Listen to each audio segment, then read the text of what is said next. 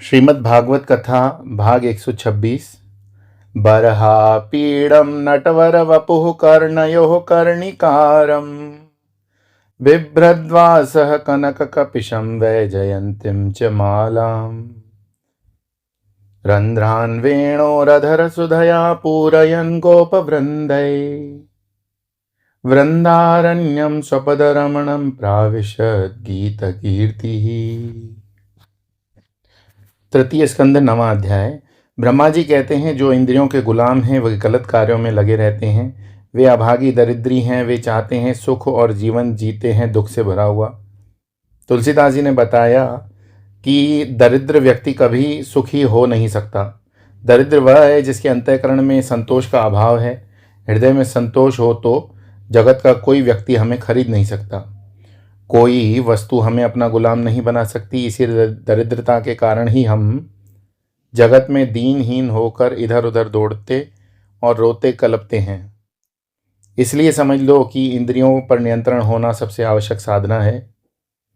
जब तक यह नहीं होगा तब तक जगत के विषयों की लालसा समाप्त नहीं होगी और हम संसार के चक्कर से बच कर रह नहीं सकते।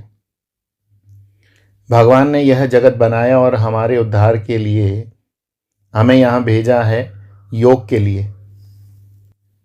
हमने इसे ग्रहण किया और भोग के लिए हम सोचते हैं कि पहले भोग कर लें फिर योग करेंगे। कभी युवा लड़के लड़कियां हमारे प्रवचन में आते हैं तो दूसरे समझाते हैं, अरे अभी से क्या प्रवचन सत्संग में, बूढ़े होगे तब आना, अभी तो मौज कर लो, ऐश कर लो, यही तो समय है भोग का। हम भोग के बाद योग की कल्पना करते हैं, लेकिन भूल जाते हैं कि दोनों के बीच में एक स्टेशन और आता है, रोग का। भोग के बाद जब रोग शुरू होता है तो योग कभी नहीं होता। स्पष्ट रहे कि जीवन में जो कुछ भी अनुकूल परिस्थितियां भगवान ने दी हैं वह योग साधना के लिए दी हैं, भोग साधना के लिए नहीं। लेकिन हम तो भगवान से भी मान हैं, हम तो ध्यान का भी भोग करते हैं। हम कहते हैं कि ध्यान करने से बड़ा अच्छा लगता है। यह ध्यान योग नहीं हुआ, ध्यान भोग हो गया।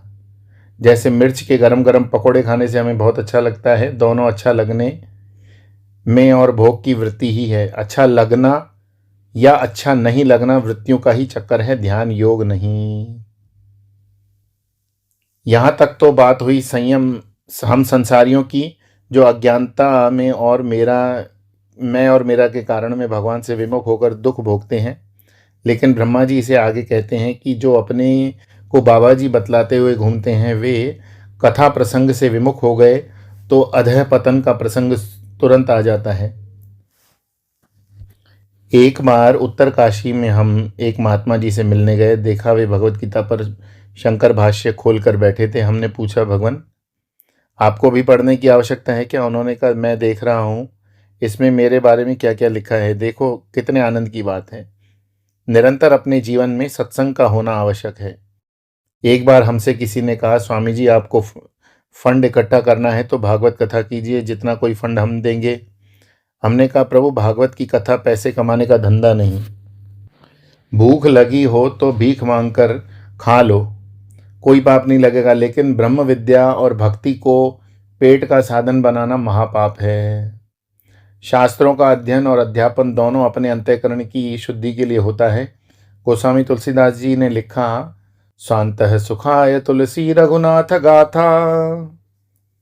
उन्होंने रामचरितमानस की रचना राम कथा के प्रचार के लिए नहीं, बल्कि अपने मन को भगवान के चरणों में लगाए रखने के लिए की थी। बड़े बड़े ज्ञानी मुनि जब भागवत कथा से विमुख होकर एक दूसरी बातों में फंस जाते हैं तो उनका वर्णन करते हुए ब्रह्मा जी कहते हैं, नाना मनोरथ धिया क्षण भग्न निद्रा। नाना मनोरथ यानी अनेक प्रकार के संकल्प दिमाग में आने लगते हैं। जैसे मैं यहाँ एक बड़ा अस्पताल बनाऊंगा। एक बार अस्पताल का भूत चढ़ा तो बुद्धि से भगवान निकल जाएंगे और ईंट पत्थर ढोने के लिए कितने गधों की जरूरत है, इसी में महात्मा जी फंस जाएंगे। इस प्रकार बुद्धि संकल्प विकल्प प्रकल्प में नष्ट हो जाती है।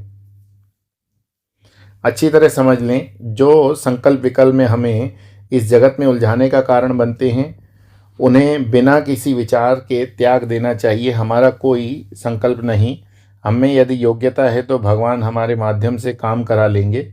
संकल्प हमारा नहीं, उसी का होगा। आप देखेंगे कि जगत में जितने बड़े बड़े कार्य हुए हैं वे ईश्वर के संकल्प के कारण हुए हैं, किसी व्यक्ति के संकल्प के कारण नहीं। संत ज्ञानेश्वर महाराज ने स्वयं संकल्प लेकर कोई कार्य नहीं किया, लेकिन 21 वर्ष तक की उम्र में उन्होंने जो काम उनसे हो गया, उनकी तुलना अब तक के 700 वर्षों में कोई नहीं कर पाया। शिरडी गजानन महाराज के यहाँ शेगांव चले जाओ, आज भी उनके न होने पर भी कितनी भीड़ धूम धड़ाके के साथ जुड़ी रहती है। इसे कहते हैं ईश्वर के संकल्प का संत के माध्यम से अभिव्यक्त होना।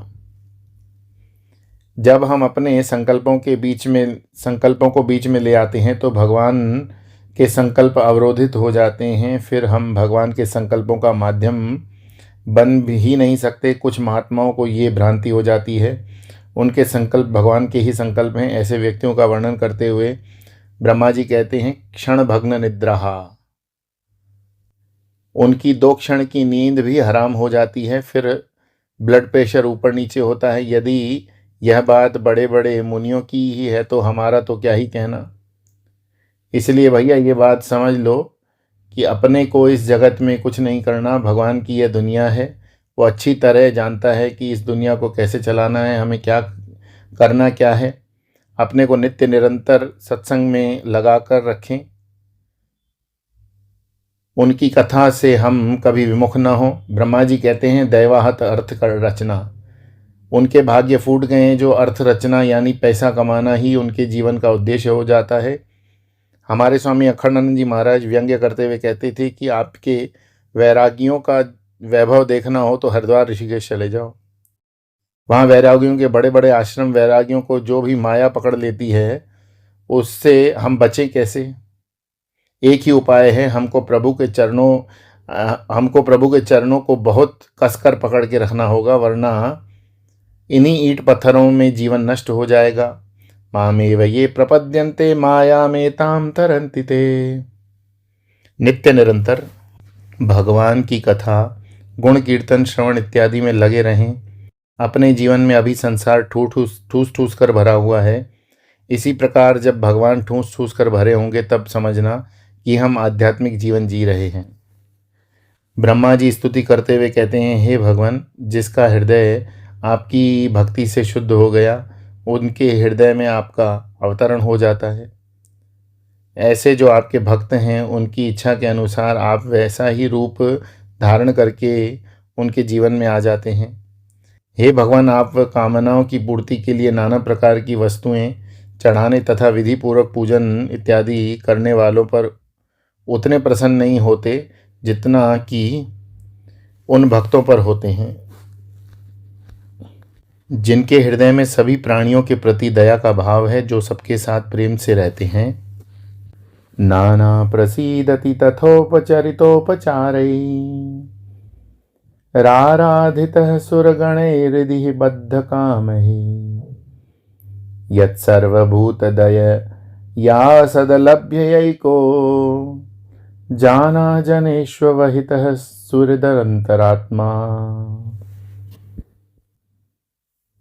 ब्रह्मा जी की स्तुति में भक्ति के विषय में बहुत महत्वपूर्ण बातें समझने की हैं। भक्ति मार्ग हृदय की शुद्धि का मार्ग है। इसकी विशेषता यह है कि इसके लिए अधिकार अनधिकार का कोई प्रश्न नहीं। भक्ति मार्ग के अधिकारी सभी हो सकते हैं, यहाँ तक मनुष्य होना भी आवश्यक नहीं।